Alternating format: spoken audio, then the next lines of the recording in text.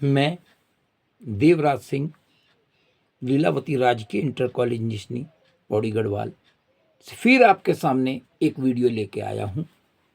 वह वीडियो इसलिए लेके आया हूँ कि आप लोगों ने जो पहला वीडियो था कला किसे कहते हैं, तो उसी से संबंधित है चित्रकारी करते समय। समझ रहे हैं बच्चों, चित्रकारी करते समय किन किन बातों का ध्यान रखना चाहिए। जब हम अंकन करते हैं या चित्र बनाते हैं तो हमें किन किन बातों का ध्यान रखना चाहिए। इस बात को, ये छोटी छोटी बातें होती हैं और इससे ही हम अपना चित्र सुंदर और अच्छा बना सकते हैं। इन बातों का विशेष तौर से ध्यान रखना चाहिए। जब हम चित्रकारी करते हैं तो हमारे हाथ साफ होने चाहिए। ठीक है, फॉलो करें मेरी बात। हमारे हाथ साफ होने चाहिए। जैसे मान लो हमने कोई काम किया, उसमें डस्ट पड़ी हुई है और वो डस्ट उठा के हमने रखा और फिर उसमें चित्र बनाने लग गए, तो क्या होता है, वही हाथ हमारे कागज पे लगेंगे, हमारे कैनवास पे लगेंगे, जिस चित्र पे, जिस कपड़े पे हमने चित्र बनाना है उस पे लगेंगे। तो वो क्या होगा, हमारे हाथ साफ होने चाहिए। इतनी बात ठीक है। और उपयुक्त आवश्यकता की चीजें जो हमें चित्रकारी करते समय हमें वो चाहिए, वस्तुएं जो चीज जिनसे हम चित्र बनाते हैं, पेंसिल हो गए, रबड़ हो गए, फीता हो गया और आपके अन्य सूती कपड़ा हो गया और रेगमार हो गया, ये अन्य चीजें हमें रखनी चाहिए अपने पास, ताकि बार बार हमें उठकर उन्हें लाना ना पड़े और हमारा समय खराब ना हो। ठीक है। फिर पेंसिल की नोक, जिस पेंसिल से हम चित्र बना रहे हैं वह पेंसिल की नोक बारीक होनी चाहिए।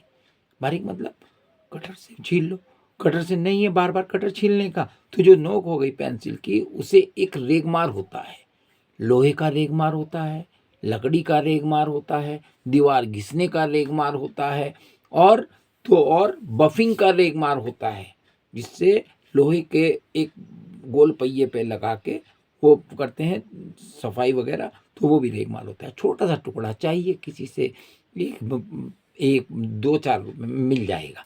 ठीक है, वो अपने पास, वो हमेशा आपके काम आएगा। ठीक है, पेंसिल की नोक बारीक रखनी चाहिए। और अपने पास उसके साथ साथ और क्या चाहिए, उसके साथ साथ आपको एक सूती कपड़ा, रुमाल, रुमाल की आवश्यकता होती है। ठीक है, और उससे क्या हो, बार बार साफ करना चाहिए। रबड़ का प्रयोग बार बार नहीं करना चाहिए, अधिक रबड़ का प्रयोग नहीं करना चाहिए, और हमेशा पेंसिल को हल्की लाइनों से चलाना चाहिए। हल्का हल्का चलाना चाहिए, हल्का ऐसे नहीं कि वो सिर्फ हमारी आंखों को नजर आए कि भाई ये चीज हमने लाइन खींच दी या ये लाइन यहाँ पर है। ठीक है।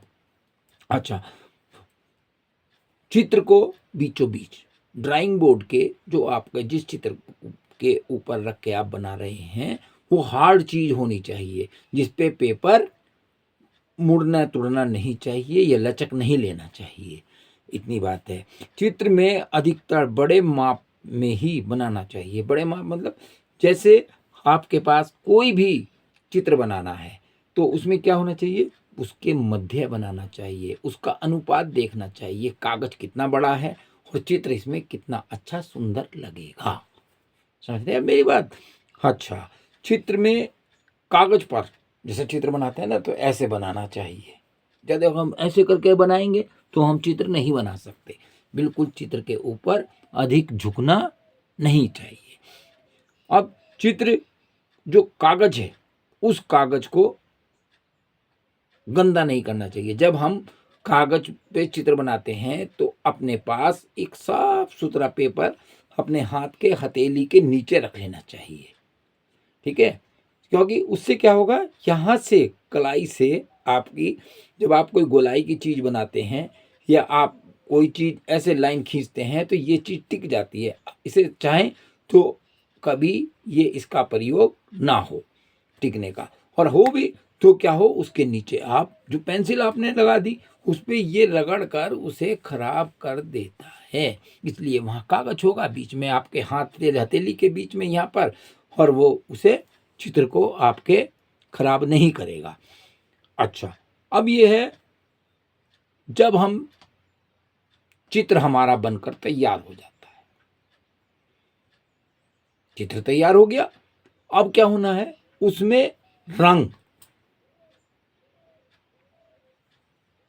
वाटर कलर पानी के जल रंग के जो होते हैं वो हल्के से डार्क की ओर चलते हैं, हल्के से गहरे की ओर चलते हैं। यानी कि जो रंग है वो हमें अधिक पानी का प्रयोग किया जाता है, रंग बहुत कम मात्रा में हमें लगाना होता है। अब इसमें रंगों का भी ज्ञान होना चाहिए। क्या ज्ञान होना चाहिए? कौन सा रंग मिलाकर, दो रंगों को, तीन रंगों को मिलाकर कौन सा रंग बनता है। माना आपको हरा रंग बनाना है, हरा रंग बनाना है, नीला और पीला मिला दिया, हरा रंग बन गया।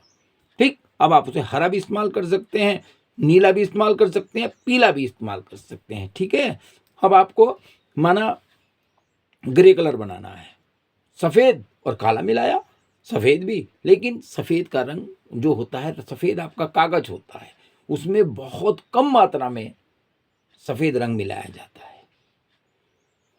इतना बात हो गई। और अब आपको चाहिए कौन सा? आसमानी, आसमानी रंग में बहुत कम मात्रा में सफ़ेद रंग मिलता है, नीला रंग। और गुलाबी में आपको कौन सा? लाल और सफ़ेद। इस तरह के रंग आपको बनाने होते हैं।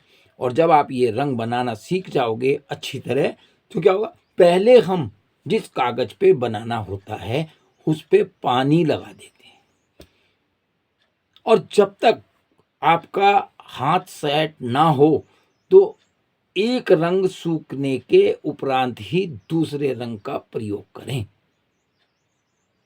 नहीं तो क्या होगा, जो रंग आप बनाना चाह रहे हैं, जो रंग आप कागज पे प्रदर्शित करना चाह रहे हैं, वो क्या होगा, वो रंग नहीं होगा, दूसरा कोई और रंग बन के आपके सम्मुख मिल जाएगा, दूसरा रंग। और क्या है, इसमें पानी का अधिक प्रयोग होता है, कागज को गीला करना पड़ता है जिस जगह आपको रंग भरना है, क्योंकि वो उसके रंग फैल कर बहुत सुंदर इफेक्ट देते हैं।